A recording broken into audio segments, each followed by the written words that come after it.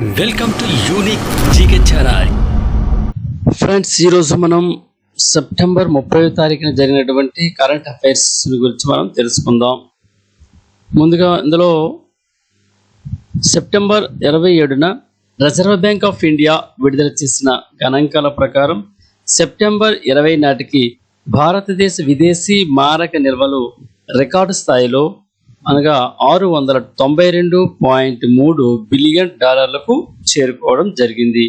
అయితే ఇందులో భాగంగా మనకు ఫారెక్స్ నిల్వలలో అతి పెద్ద విభాగమైనటువంటి విదేశీ కరెన్సీ ఆస్తులు, ఈ విదేశీ కరెన్సీ అనేవి $605.7 బిలియన్ల పెరగడం జరిగింది. అలాగే బంగారు నిల్వలు చూసుకుంటే $63.6 బిలియన్ పెరిగాయి. Next SDR special drawing rights అనేవి అంతర్జాతీయ ద్రవ్యనిధితో పోల్చుకుంటే 18.5 బిలియన్లుగా ఉన్నాయి. ఐఎంఎఫ్తో పోల్చుకున్నప్పుడు రిజర్వ్ ట్రాంక్ పొజిషన్ అనేది 4.46 బిలియన్లకు కాస్త కిందికి జరగడం జరిగింది. నెక్స్ట్, గణిత శాస్త్రంలో విశేష కృషి చేసిన వారికి ప్రత్యేకించి పురాణ శ్రీనివాస్ రామానుజన్ చే ప్రభావితమైనటువంటి ఈ ప్రతిష్టాత్మక అవార్డు 2024ను యుఎస్లోని జార్జియా ఇన్స్టిట్యూట్ ఆఫ్ టెక్నాలజీకి చెందినటువంటి అలెగ్జాండర్ డన్కు ప్రదానం చేశారు. అయితే Sastra Ramanujan prize a legacy of mathematical brilliance, ఈ ప్రైజ్ ఏమంటారంటే a legacy of mathematical brilliance, the Sastra Ramanujan prize. అయితే 2005లో Shanmugha arts science technology and research academy Sastra ద్వారా స్థాపించబడినటువంటి ఈ అవార్డు ద్వంద్వ ప్రయోజనానికి ఉపయోగపడుతుంది. రామానుజన్ వారసత్వాన్ని గౌరవించడం మరియు యువ గణిత శాస్త్రజ్ఞులు సంచలనాత్మక పరిశోధనలను కొనసాగించేలా ప్రోత్సహించడం దీని ఉద్దేశం. అయితే ఈ బహుమతిని ఎవరు ప్రదానం చేస్తారంటే శాస్త్ర యూనివర్సిటీ, తమిళనాడు, భారతదేశం. బహుమతి నగదు రూపంలో ఎంతంటే $10,000 అమెరికన్ డాలర్లో. తరచు ఎప్పుడు మళ్ళీ ఇస్తారంటే ప్రతి సంవత్సరం దీన్ని ప్రదానం చేస్తారు. అయితే ఈ శాస్త్ర రామానుజన్ ప్రైజ్ పొందాలంటే వాటికి అర్హత ఏమిటి? అర్హతలు: అభ్యర్థులు తప్పనిసరిగా 32 సంవత్సరాలు లేదా అంతకంటే తక్కువ వయసు కలిగి ఉండాలి. అలాగే గణిత శాస్త్రంలో అత్యుత్తమ రచనలు, రామానుజన్ పనిచే ప్రభావితమైనటువంటి ప్రాంతాలపై ప్రత్యేక దృష్టి సాధించడం జరుగుతుంది. నెక్స్ట్, మహారాష్ట్ర ప్రభుత్వం రాష్ట్రంలోని దేశీ గోవులకు రాజ్యమాత గోమాత హోదాను కల్పించింది. రాజ్యమాత గోమాత అనే హోదాను కల్పించడం జరిగింది. ఏ జీవికి ఇలాంటి బిరుదు రావడం ఇదే తొలిసారి. డైరీ డెవలప్మెంట్ డిపార్ట్ ఆమోదించినటువంటి ప్రభుత్వ తీర్మానంలో రాష్ట్రం రాజ్యమాత హోదాను పేర్కొంది. అయితే మానవ పోషణలో దేశవాళీ ఆవు పాల ప్రాముఖ్యత, ఆయుర్వేద, పంచగవ్య చికిత్సలు, సేంద్రియ వ్యవసాయంలో ఆవు ఎరువు ఉపయోగం వంటి అనేక అంశాలను పరిగణలోకి తీసుకుని ఆవును రాజ్యమాతగా ప్రకటించినట్లు పేర్కొన్నారు. మహారాష్ట్ర వ్యవసాయ, పాడి పరిశ్రమ అభివృద్ధి మరియు పశుసంవర్ధక మత్స్యశాఖ ఈ మేరకు ఉత్తర్వులు జారీ చేయడం జరిగింది. నెక్స్ట్, సైనిక సంఘర్షణల సమయంలో ఇప్పుడు సంభావ్య ఏమైనా పాసిబిలిటీ ఉండేటప్పుడు ఉత్తర ఐరోపాలో ల్యాండ్ ఫోర్స్ కార్యకలాపాలకు నాయకత్వం వహించడానికి 2025లో రష్యన్ సరిహద్దుకు సమీపంలో ఫిన్లాండ్లో కొత్త ల్యాండ్ కమాండ్ను ఏర్పాటు చేయాలని నాటో యోచిస్తోంది. అయితే 2022లో ఉక్రెయిన్పై రష్యా దాడి చేసిన తరువాత గత ఏడాది నాటోలో చేరిన ఫిన్లాండ్ తన భూభాగంలో కూటమికి ఉనికికి సిద్ధమవుతోంది. ఫిన్లాండ్ రక్షణ మంత్రి ఆంటీ హక్కనెన్ మిక్కెలిలోని ఫిన్లాండ్ యొక్క ఆర్మీ ప్రధాన కార్యాలయంలో కమాండ్ను స్థాపించే ప్రతిపాదనను ప్రకటించారు. Multi corps land component command అని పేరు పెట్టబడినటువంటి ఏం పేరుది మల్టీ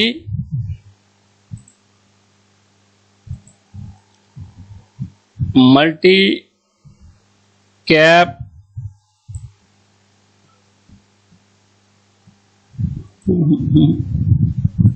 రైట్.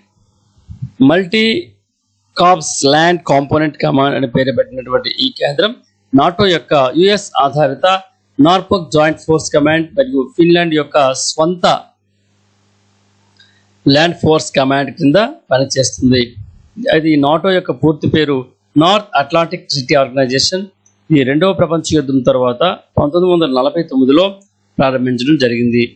నెక్స్ట్, దీని యొక్క ఉద్దేశం ఏంటంటే సామూహిక రక్షణ. ఎవరిని ఒక సభ్యునిపై దాడి అనేది అందరిపై దాడిగా పరిగణించబడుతుంది. ఈ నాటోలో ఏవైతే సభ్యత్వం తీసుకున్న దేశాలు ఉన్నాయో ఆ దేశాలలో ఏ ఒక్క దేశం పైన దాడి జరిగినా మిగతా అందరిపైన దాడి జరిగినట్టుగా వీళ్ళు పరిగణించి అటాక్ చేయడం ప్రారంభిస్తారు. నాటో ఒప్పందంలో ఆర్టికల్ 5 ప్రకారంగా ఈ సామూహిక రక్షణకు ఏర్పాటు చేయడం జరిగింది. నెక్స్ట్, ఇందులో సభ్యులు ఎంతమంది అంటే 2023 నాటికి మనకు 31 దేశాలు, ఏవే యుఎస్, కెనడా, అలాగే చాలా యూరోపియన్ కంట్రీస్తో పాటు 2023 నాటికి 31 దేశాలు ఇందులో సభ్యత్వం తీసుకున్నాయి. అది ఈ నాటో యొక్క ప్రధాన కార్యాలయం ఎక్కడ ఉందంటే బెల్జియంలో బ్రసెల్స్లో ఉంది. అది మిలిటరీ ఫార్మ్ ఎలా జరుగుతుంది, ఏకీకృత సైనిక కమాండ్, ఒక సుప్రీం అలైట్ కమాండర్ నేతృత్వంలో సాధారణంగా యుఎస్ జనరల్ చూసుకుంటారు. నెక్స్ట్, ఇంకా ఫిన్లాండ్ మరియు స్వీడన్ 2022లో సభ్యత్వం కోసం దరఖాస్తు చేసుకున్నాయి. ఫిన్లాండ్ 2023లో చేరింది. నెక్స్ట్, కార్యకలాపాలు ఎలా ఉంటాయంటే శాంతి పరిరక్షక మిషన్లు, సంక్షోభ నిర్వహణ, తీవ్రవాద వ్యతిరేకత మరియు సైబర్ రక్షణను కలిగి ఉంటుంది. ప్రధాన కమాండ్ నిర్మాణాలు అలైడ్ కమాండ్ ఆపరేషన్స్ బెల్జియంలో ఉండగా అలైడ్ కమాండ్ ట్రాన్స్ఫర్మేషన్ యుఎస్లో ఏర్పాటు చేయబడ్డాయి. రక్షణ వ్యయము, ఈ రక్షణ వ్యయం అనేది సభ్య దేశాలు ఏవైతే ఉన్నాయో వాటి జీడిపిలో 2% రక్షణకు కేటాయించాల్సిందే. జీడిపిలో 2% ఏవైతే సభ్య దేశాలు ఉన్నాయో అవి 2% రక్షణ వ్యయాన్ని కేటాయించిస్తారు. నెక్స్ట్, మాతృభూమికి చెందినటువంటి ఎంవి శ్రేయాంశ్ కుమార్ దేశంలోని దేశంలోని వార్తాపత్రికలు, మ్యాగజైన్లు మరియు పత్రికల ప్రచురణకర్తల అత్యున్నత సంస్థ అయినటువంటి the Indian news paper society INS కు అధ్యక్షుడిగా ఎన్నికయ్యారు. అతడు ఆ సమాజ్ చెందినటువంటి రాకేష్ శర్మ స్థానంలో నియమిస్తారు.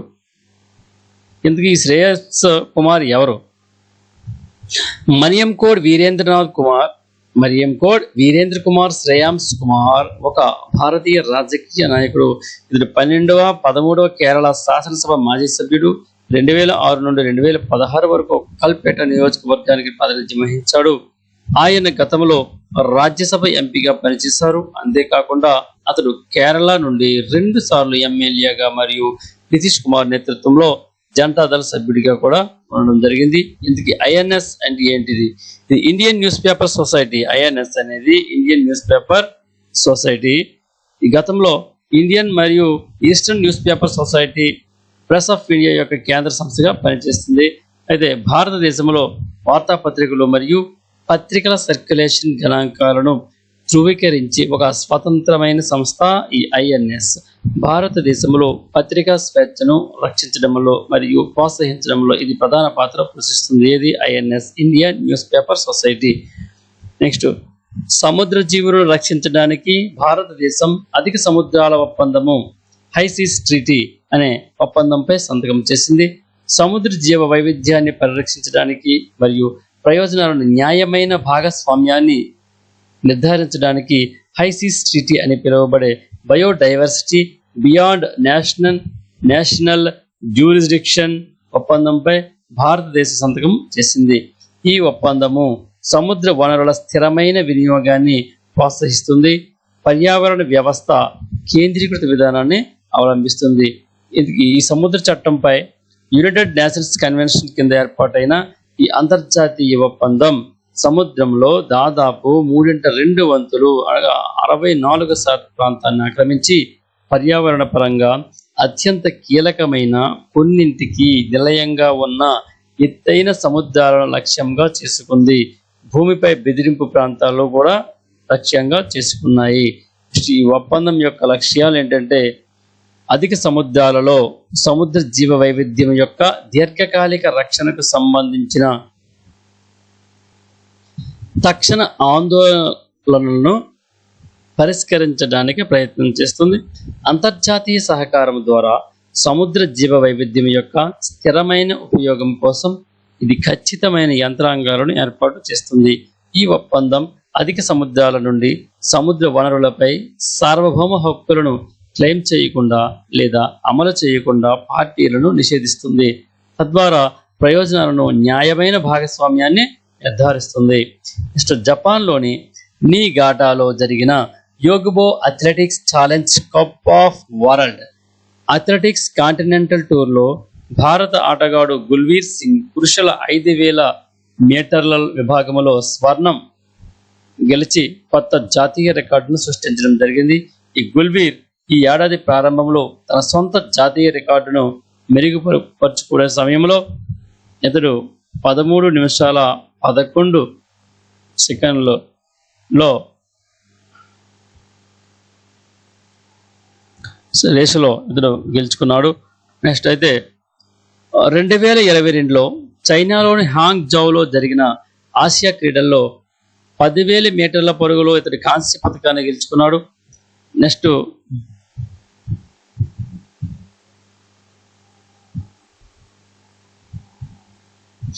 2023లో బ్యాంకాక్లో జరిగిన ఆసియా అథ్లెటిక్స్ ఛాంపియన్షిప్లో మరో కాంస్యం సాధించాడు. జాతీయ స్థాయిలో అతడు ఫెడరేషన్ కప్ అథ్లెటిక్స్ ఛాంపియన్షిప్లో 10,000 మీటర్ల పరుగులో బంగారు పథకాన్ని సాధించడం జరిగింది. నెక్స్ట్ ఇటీవల మనకు తెలంగాణ రాష్ట్ర ప్రభుత్వము ఆ ప్రభుత్వ పాఠశాల విద్యార్థులకు ఎటువంటి ఖర్చు లేకుండా చారిత్రక మరియు పర్యాటక ప్రదేశాలను అన్వేషించడానికి తెలంగాణ దర్శిని అనే కార్యక్రమాన్ని ప్రారంభించింది. ఇది ప్రభుత్వ పాఠశాల విద్యార్థుల విద్యా అనుభవాలను మెరుగుపరచడానికి కూడా రూపొందించబడుతుంది. ఈ తెలంగాణ దర్శిని యొక్క లక్ష్యం ఏమిటంటే సాంప్రదాయక తరగతి గది పాఠాల కంటే అనుభవపూర్వకమైన అభ్యాసం ద్వారా విద్యార్థుల జ్ఞానాన్ని మెరుగుపరచడం దీని లక్ష్యం. ప్రత్యక్ష అనుభవాలు విషయాలపై లోతైన అవగాహనకు గణనీయంగా దోహదం చేస్తాయని పరిశోధనలు చెబుతున్నాయి. అయితే ఈ తెలంగాణ దర్శినికి ఈ కార్యక్రమాన్ని లేదా ఈ స్కీమ్ ఏదైతే ఉందో దీని అర్హత చెందాలంటే ఏమి ప్రమాణాలు తీసుకుంటారు అంటే 2వ తరగతి నుండి గ్రాడ్యుయేషన్ స్థాయి వరకు విద్యార్థులు ఈ స్కీమ్లో చేరవచ్చు. ప్రభుత్వ విద్యా సంస్థల్లో చదువుతున్న విద్యార్థులు మాత్రమే ఈ దరఖాస్తు చేసుకోగలరు. కార్యక్రమంలో పాల్గొనడానికి విద్యార్థులు వారి తల్లిదండ్రులు లేదా సంరక్షకుల నుండి సమ్మతిని పొందవలసి ఉంటుంది. వారి విద్యలో నిజంగా నిమగ్నమై ఉన్న వారికి ప్రోగ్రాం ప్రయోజనం చేకూర్చేలా చూసుకోవడానికి పాఠశాలకు సాధారణ హాజరు అవసరము కావచ్చు. నెక్స్ట్ ఈ కార్యక్రమం మ్యూజియంలు, కోటలు, దేవాలయాలు మరియు సహజ నిల్వలతో సహా వివిధ పర్యాటక ప్రదేశాలకు ఉచిత ప్రాప్యతను అందించడం, ఈ విద్యా అనుభవాలను విద్యార్థులందరికీ అందుబాటులోకి తీసుకురావడం చాలా ముఖ్యమైన ప్రయోజనాలలో ఒకటి. ఈ ప్రదేశాలకు సురక్షితమైన మరియు సౌకర్యవంతమైన ప్రయాణాన్ని నిర్ధారించడానికి ప్రభుత్వం విద్యార్థులకు రవాణాను ఏర్పాటు చేస్తుంది. అలాగే తెలంగాణ ప్రభుత్వం ఈ కార్యక్రమం కోసం 12.10 కోట్లు కేటాయించింది. ఇది ప్రయాణం, వసతి మరియు భోజనాన్ని కవర్ చేస్తుంది. ప్రయాణాల ఖర్చు వాటి పొడవుపై ఆధారపడి ఉంటుంది. అంటే వాళ్ళు ఎన్ని కిలోమీటర్లు ప్రయాణిస్తే వాటిని బట్టి వాళ్ళకి ట్రావెలింగ్ అలవెన్స్ ఇస్తారనమాట. అయితే ఒక రోజు పర్యటనకు ఒక్కో విద్యార్థికి దాదాపు 300 రూపాయలు ఖర్చు అవుతుంది. నెక్స్ట్ 4 రోజుల పర్యటనకు ఒక్కో విద్యార్థికి దాదాపు 4,000 రూపాయలు ఖర్చు అవుతుంది.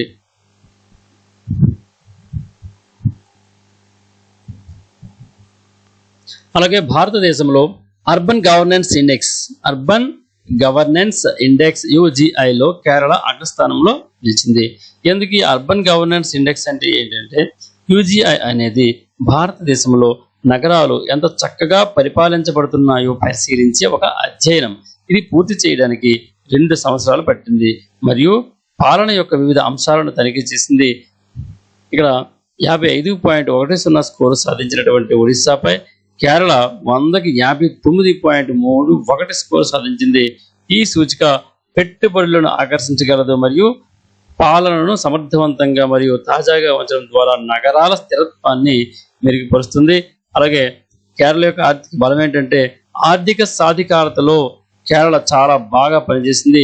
ఇది రాష్ట్రం తన డబ్బును ఎంత బాగా నిర్వహిస్తుందో సూచిస్తుంది. ఈ విభాగంలో కేరళ 30కి 23.22 స్కోర్ చేసింది. 21 స్కోర్ చేసినటువంటి మహారాష్ట్ర కంటే మెరుగ్గా ఉంది. కేరళ స్థానిక స్థాయిలో బలమైన ఆర్థిక నిర్వహణను కలిగి ఉందని ఇది చూపిస్తుంది. Next global innovation index GII global innovation index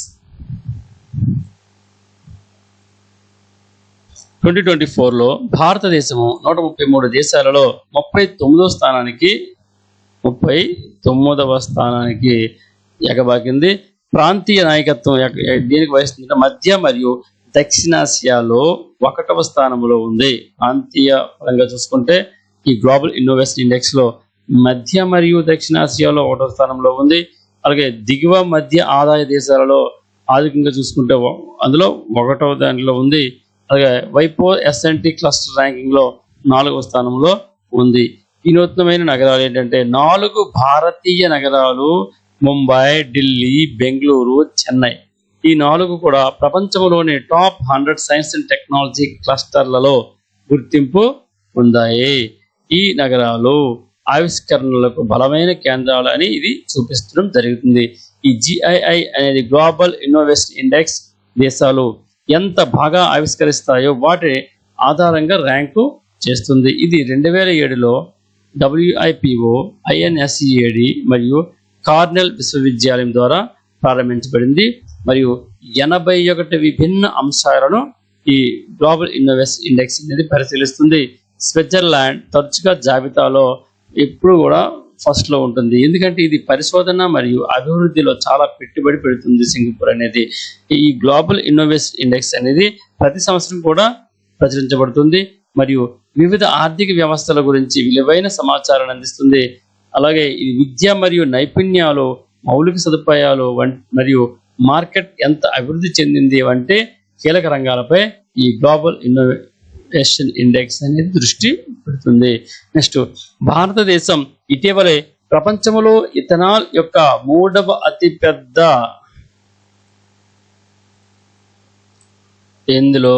ethanol ప్రపంచంలో ఇథనాల్ యొక్క 3వ అతిపెద్ద ఉత్పత్తిదారు మరియు వినియోగదారుగా అవతరించింది. చెరకు రైతులు మరియు తయారీదారులకు ఆర్థిక సహాయంతో సహా ఇథనాల్ ఉత్పత్తిని పెంచడానికి ప్రభుత్వం అనేక కార్యక్రమాలను ప్రారంభించింది. అయితే ఈ విధానాలు ఇంధనాలతో కలపడానికి, మరింత ఇథనాలను అందుబాటులో ఉంచడం, శిలాజ ఇంధనాలపై ఆధారపడటాన్ని తగ్గించడం మరియు గ్రామీణ ప్రాంతాల్లోని రైతులకు మద్దతు ఇవ్వడం లక్ష్యంగా పెట్టుకున్నాయి. అయితే సెప్టెంబర్ 2024లో Indian sugar and bio energy manufacturers association నిర్వహించినటువంటి India sugar bio energy conference జరిగింది.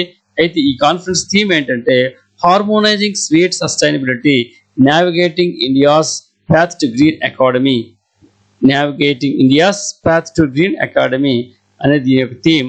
చక్కెర మరియు బయో ఎనర్జీ పరిశ్రమలలో స్థిరమైన పద్ధతులను అభివృద్ధి చేయడంపై దృష్టి పెడుతుంది. పర్యావరణ అనుకూల పరిష్కారాలను కనుగొనడంలో జట్టు కృషిని మరియు ఆవిష్కరణలను ప్రోత్సహించడం దీని యొక్క లక్ష్యం. నెక్స్ట్ తూర్పు Rajasthan canal project ERCP, eastern Rajasthan canal project అనేది రాజస్థాన్ మరియు మధ్యప్రదేశ్ మధ్య తాగు మరియు వ్యవసాయానికి నీటి నిర్వహణకు మెరుగుపరచడానికి ఇది ఒక ప్రయత్నం. భారతీయ జనతా పార్టీ తొలిసారిగా 2017-18లో ఈ ERCPని ప్రకటించింది. తూర్పు రాజస్థాన్లోని 13 జిల్లాలు, అలాగే మధ్యప్రదేశ్లోని మాల్వా మరియు చంబల్ ప్రాంతాలకు తాగునీరు, సాగునీరు అందించడం దీని యొక్క ప్రధాన లక్ష్యం. ఈ ప్రాజెక్టు స్థానిక సంఘాలకు సహాయపడుతుందని మరియు వ్యవసాయ ఉత్పాదకతను పెంచుతుందని ప్రభుత్వం వారు భావిస్తున్నారు. Thank you. ఈ వీడియో మీకు నచ్చినట్లయితే సబ్స్క్రైబ్ చేయండి, లైక్ చేసి కామెంట్ కూడా చేయండి, మీ దగ్గర వాళ్ళందరికీ కూడా షేర్ చేయండి. మీరిచ్చే సపోర్ట్తో మేము మరిన్ని మంచి వీడియోస్ మీ ముందు తీసుకురాగలమని మేము తెలియజేస్తూ ఉన్నాం. ధన్యవాదాలు.